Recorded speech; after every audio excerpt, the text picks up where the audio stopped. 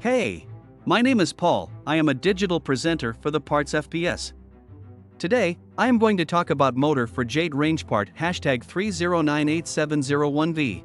The motor for Jade Range part #3098701V is a direct replacement motor for Jade Range ovens.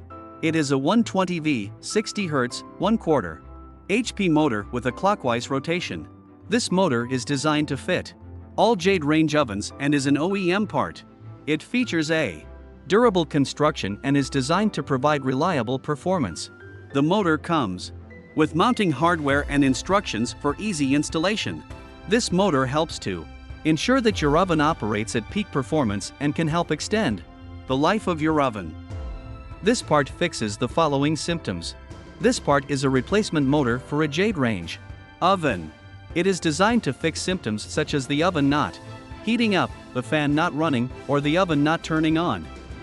Here is how you install this part.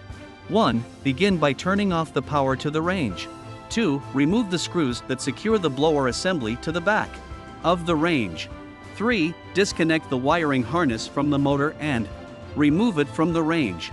4. Install the new motor in place of the old one, making sure to reconnect all wiring harnesses correctly.